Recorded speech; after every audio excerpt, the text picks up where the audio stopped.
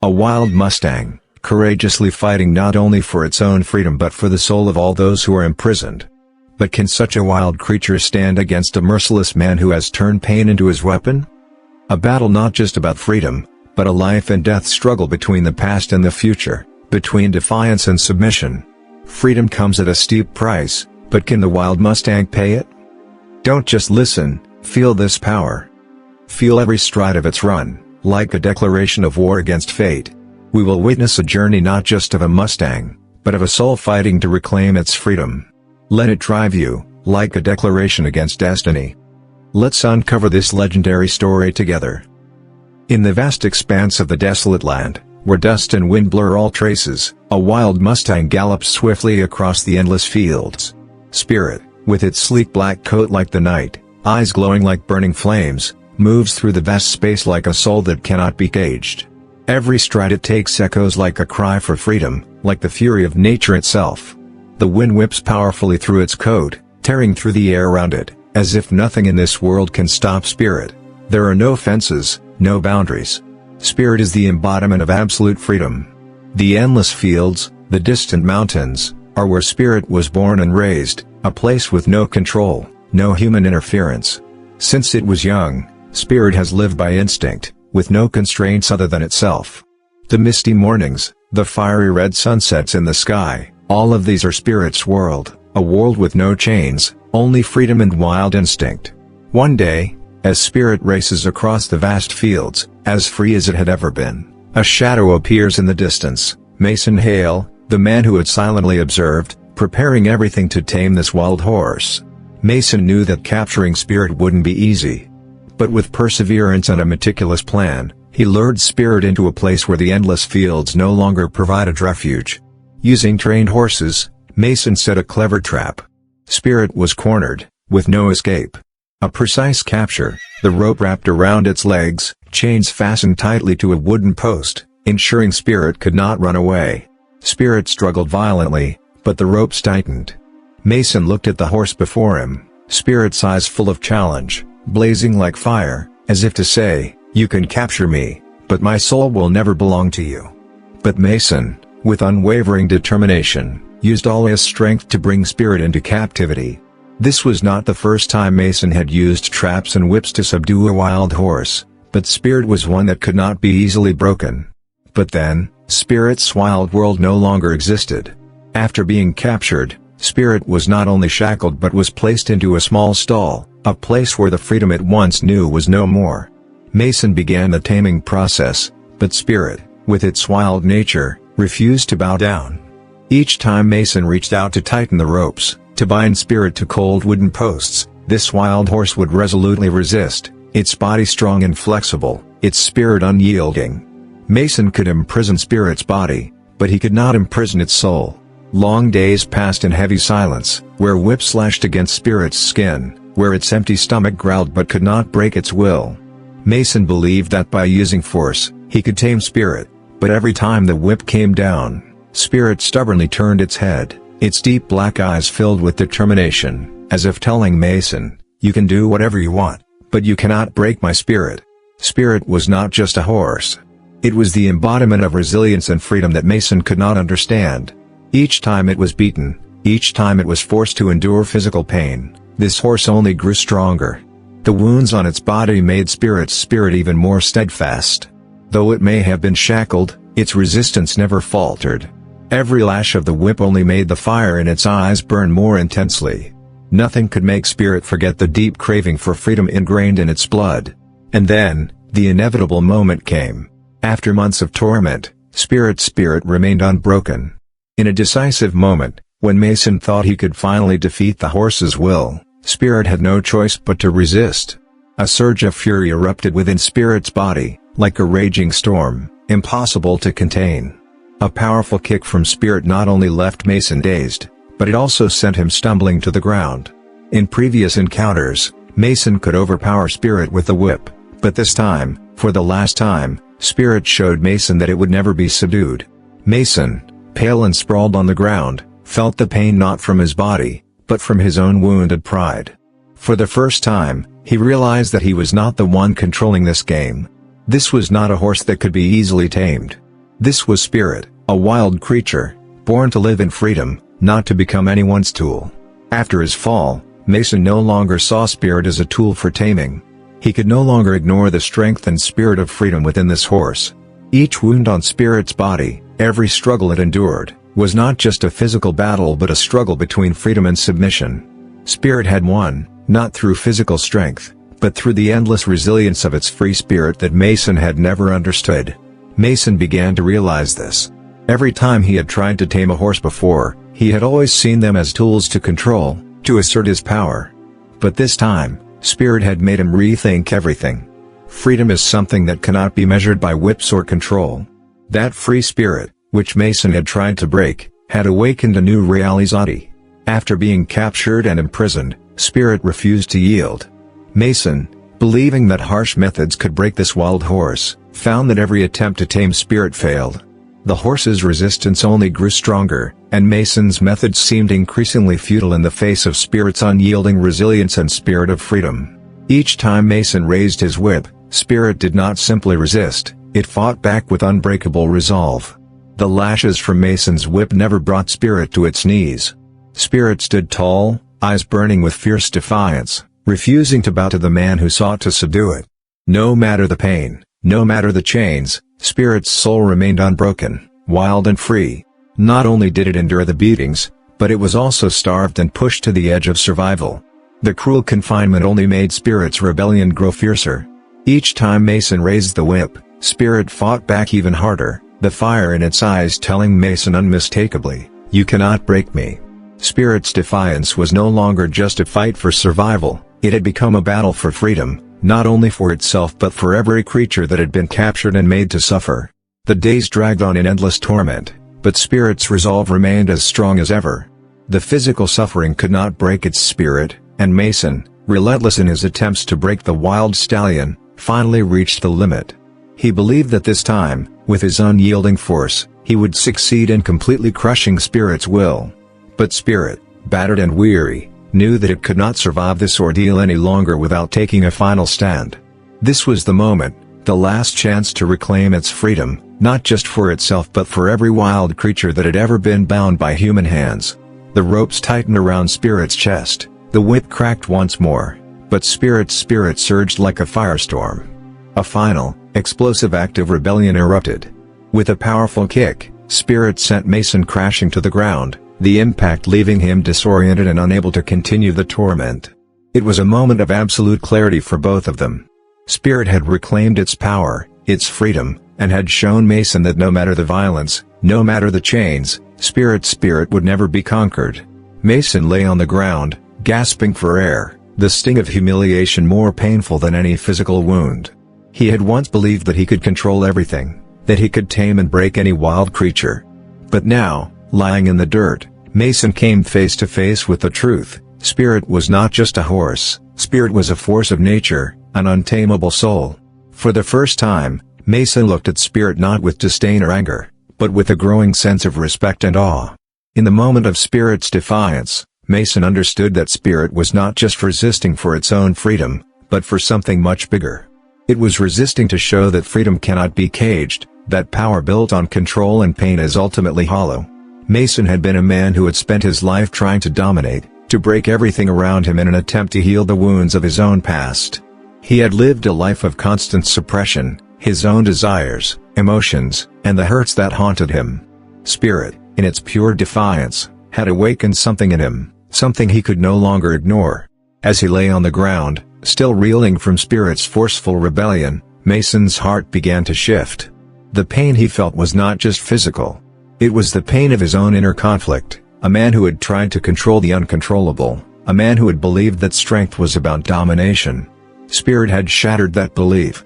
For the first time, Mason began to understand that true strength wasn't about breaking things. True power came from respecting what could not be controlled. Spirit, this wild creature, had become his teacher. The realization washed over him slowly but surely. Spirit was not merely an animal, it was a symbol of freedom, something Mason had longed for but had never truly understood. Spirit's resistance had become Mason's awakening. He no longer saw Spirit as just a beast to be tamed, but as a reflection of his own struggle for redemption.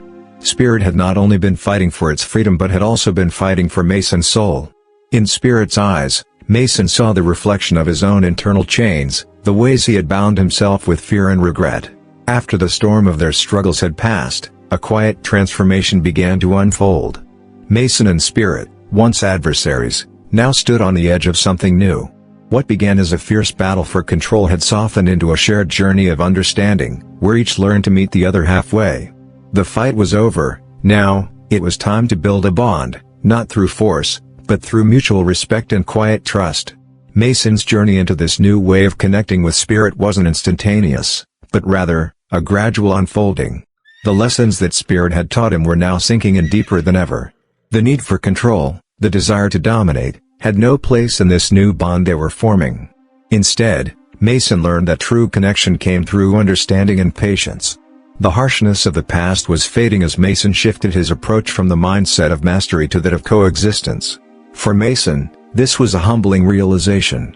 His past, filled with failure and regret, had made him cling to control. Yet in Spirit's presence, he began to see that control could never replace true understanding. He no longer saw Spirit as a creature to be broken, but as a wild, free soul that had much to teach him, not only about the world, but about himself. Spirit wasn't just resisting for the sake of defiance anymore, it was choosing to trust, to reach out to Mason not out of fear, but as a willing companion. This was a turning point for Mason. He was beginning to let go of the past and embrace the path of healing, both for Spirit and himself. The training sessions had changed entirely. No longer was the focus on breaking Spirit or forcing it to submit. The days of the whip and harsh commands were gone. Now, Mason worked alongside Spirit, guiding it with a careful touch, patience, and respect. Their time together had become a quiet conversation, one where gestures spoke louder than words, where the true nature of their bond could be built without words or force. For the first time, Mason was not only teaching Spirit but also learning from it. Every session was a lesson in trust, understanding, and the patience required to build a true connection. It wasn't about obedience anymore, it was about coexistence. Spirit, once a creature of resistance, now responded with cautious curiosity, allowing Mason into its world, not out of fear, but because of the new trust they had built together. However, for Mason, the emotional weight of their past remained heavy on his shoulders. He recognized the hurt he had caused, the force he had used, and the pain Spirit had endured. With every small step forward in their connection, Mason felt a growing sense of guilt, an awareness of his mistakes. He wasn't blind to the damage he had done, but he was determined to make amends. One morning, as the soft orange light of dawn spread across the sky, Mason walked slowly into the corral, his steps deliberate but slow. Spirit stood in the distance, its dark eyes watching him, still wary. But Mason wasn't in a hurry. He lowered his gaze, and with a gentle gesture, he extended his hand, palm open. It wasn't a command, it wasn't force, it was an invitation, an offering of peace, of forgiveness. Mason's voice was low and filled with sincerity as he spoke. "I'm sorry, Spirit. For everything I've done. I didn't know how to see you, how to understand. But I'm here now, and I'll make things right." The words hung in the air, and for a long moment, Spirit did not move. But Mason remained kneeling, patiently waiting, offering his hand, not demanding but giving. Then, slowly, Spirit took a step forward, hesitantly at first, then with more confidence, it nuzzled his hand, its touch warm and soft. In that moment, Mason felt a profound shift within himself. He wasn't just asking for Spirit's forgiveness, he was also forgiving himself. The guilt that had weighed on his heart began to lift. The emotional burden of the past was being shared, not in words, but in this quiet act of reconciliation. Mason understood now that true healing didn't come from making things right all at once. It came from taking small steps, acknowledging the past, and committing to be better in the future. As the days passed, the relationship between Mason and Spirit continued to grow. Their training became less about commands and more about shared experiences, running together, learning to move as one, understanding each other's rhythms. Mason no longer felt the need to dominate, instead, he embraced the freedom that Spirit embodied. Freedom was no longer a concept that separated them, it was a force that bound them together. One evening, as they stood in the fields, watching the horizon turn golden in the fading light of the day, something profound shifted between them. Spirit ran across the field, its powerful legs kicking up the earth, but this time, Mason didn't watch from afar.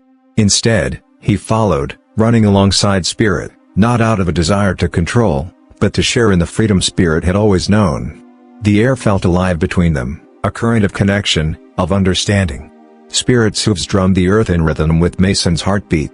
And for the first time, Mason realized that true freedom wasn't about distance, it wasn't about escaping. It was about choosing to return, choosing to be free together.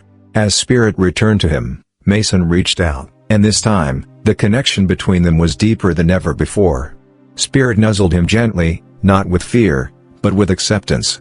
It was in that moment that Mason fully understood what freedom meant. It wasn't running away, but the ability to return, to choose, to trust. Spirit had come back to him, not as a captive, but as an equal, as a companion. This was the moment of healing, for both of them. Spirit had shown Mason the true meaning of freedom, and in return, Mason had given Spirit the greatest gift, understanding. Together, they had healed, not through force or command, but through trust, patience, and the shared journey toward mutual respect. In these quiet moments, standing side by side, Mason realized that he had not only healed Spirit but had healed himself. The lessons Spirit had taught him were no longer abstract concepts but profound truths that would shape the rest of his life. Freedom, understanding, and mutual respect were no longer just ideals, they were the foundation of their connection. This was a relationship built not on control, but on shared trust and spiritual unity. Mason's redemption was not achieved through breaking Spirit's will, but through embracing it, and in doing so, he had found his own freedom. Spirit was not just a horse to be tamed, it was a spiritual companion that had guided him, helped him face his own inner struggles, and led him toward the peace he had long sought. Mason had learned the true meaning of freedom. It wasn't about holding on, but about letting go. Now, the time had come for Spirit to truly embrace its freedom. This was not the end, but the beginning of a new journey for both of them. Letting go was the final, most profound act of love. The dawn was breaking slowly across the horizon, painting the sky with hues of soft gold and pink. Mason stood at the edge of the corral, the steady breeze ruffling his hair, his heart heavy but full of understanding. Spirit was ready. Mason had come to realize that the greatest gift he could give Spirit was the freedom it had long been denied. It was not about ownership, not about controlling the wild nature that had always thrived within Spirit. It was about letting go, acknowledging that true love was not possessive, but freeing. With a deep breath, Mason opened the gate, his hands trembling slightly, not from fear, but from a deep sense of release. Spirit hesitated at first, its wild instincts at war with the trust it had placed in Mason. But then, as though sensing the sincerity in his gesture, Spirit stepped forward, crossing the threshold into the wild expanse beyond the corral. The horse moved gracefully, a powerful presence in the open air, its hooves pounding the earth, breaking free from the chains of captivity. Mason stood still, watching Spirit gallop into the fields, its mane flowing like a banner in the wind, its body a blur of strength and grace. There was no hesitation in its movement now, only the freedom that had been promised. Mason had given it the space to return to what it was born to be, untamed, unbroken, and free. In that quiet moment, a profound truth washed over Mason: this was the greatest act of love he could offer Spirit. To let it go, to allow it the freedom it craved, was not a loss, but a gift, a release for both of them. As Spirit disappeared into the vast open fields, Mason stood, a quiet figure against the growing light of the day. His eyes lingered on the horizon, watching the figure of Spirit shrink into the distance. But this time, he did not feel the ache of loss. Instead, he felt a strange peace. He had let go, and in doing so, he realized that he had set himself free too. Spirit's escape was more than just an act of running away. It was a symbol of what Mason had also found: the freedom to live without the burden of guilt and regret, the freedom to be who he truly was without the need to control or dominate. Mason's redemption was not in conquering or owning Spirit, but in choosing to let it go, to understand that the truest form of love was one that respected the other's soul. Standing in the field, Mason took a deep breath, letting the calm and serenity of the moment sink into his being. Spirit had taught him what it meant to be free, to live without the chains of fear and past mistakes. And now, as he watched Spirit run wild and free, Mason knew that he had finally found the redemption he had been seeking, not in control, but but in surrendering to the natural order of things. As the sun began to set, Spirit was nothing more than a silhouette, galloping through the vast expanse of the open fields, no longer bound by the walls of the corral, the constraints of captivity. It was wild, untamed, and free. But Mason, standing at the edge of the field, did not feel sorrow or loss. He felt peace, for he knew that the freedom Spirit had gained was also his own. This was the true meaning of redemption, not in holding on, not in claiming what was never meant to be owned, but in releasing what you loved, in allowing them to be who they were meant to be. And in that release, you find your own freedom, your own peace. Spirit had freed itself, but in doing so, it had also freed Mason. The wild horse that had once been a captive of the world now ran in the open, unburdened, and unchained. And Mason, for the first time, felt the weight of his past lift from his shoulders. He had redeemed himself, not through force, but through love, not by holding on, but by letting go. The final image of the story, Spirit running free on the open fields, symbolizes not just the freedom of the horse, but the freedom of the soul. The story closes with Mason watching from afar, a quiet smile on his face, as Spirit continues to race against the wind. He knew, in that moment, that the peace he had longed for had been achieved. The redemption they both sought had been found, not in the act of control, but in the beautiful, painful act of letting go. As Spirit galloped freely into the open fields, Mason stood still, a quiet observer of the vast horizon. In this moment, he realized that their journey had not been one of possession or control, but one of letting go and embracing freedom.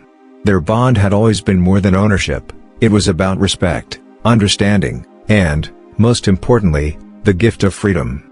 As Spirit ran wild and free, Mason understood that this was not the end of their journey, but the beginning of a deeper lesson, one that would transform both of their souls forever. It was time to reflect on what they had truly learned together. The story of Spirit and Mason is a timeless symbol of freedom, resilience, and the extraordinary bond that can exist between man and animal. Spirit's journey wasn't just about escaping captivity, it was about discovering the inner strength to be free, not just from physical chains, but from the emotional and psychological ones that so often bind us. But the true lesson of their journey lies not only in Spirit's freedom, but in Mason's redemption. Through his act of releasing Spirit, Mason found peace, a peace that comes from understanding that the deepest form of love is not one of possession, but one of respect and freedom. He had learned that true love doesn't come from trying to control what you love, but from giving it the space to be itself, to thrive in its natural state. In doing so, he had also freed himself from the chains of guilt, regret, and the need to dominate. This story serves as a reminder that, in life, we are often taught that love is about holding on, about claiming ownership over what we care for. But the greatest lesson Spirit imparts is that freedom and peace come not from grasping tightly, but from learning to let go. By releasing what we love, we allow it, and ourselves, the freedom to become who we were always meant to be. In the end, Spirit's freedom was not just the end of its captivity, but a symbol of liberation for Mason as well. By setting Spirit free, Mason freed himself from the ghosts of his past, his need to control, and his unspoken fears. They both found redemption, but not in force, not in control, but in the sacred act of letting go, of giving each other the freedom to be whole. This story reminds us that true freedom is not given, but chosen. It is the act of surrendering to what we cannot control, loving without restraint, and allowing space for growth. In the beautiful, painful act of releasing, we discover the peace that comes with knowing we are free, and that those we love are free too. As Spirit runs across the vast, endless fields, Mason stands on the edge, watching with a quiet smile, knowing that their journeys have not ended. They have both found what they were searching for, freedom, peace, and redemption. And this is the timeless lesson of their bond, that freedom comes from letting go, and that true love is the freedom to be yourself, untamed, unbroken, and wholly at peace.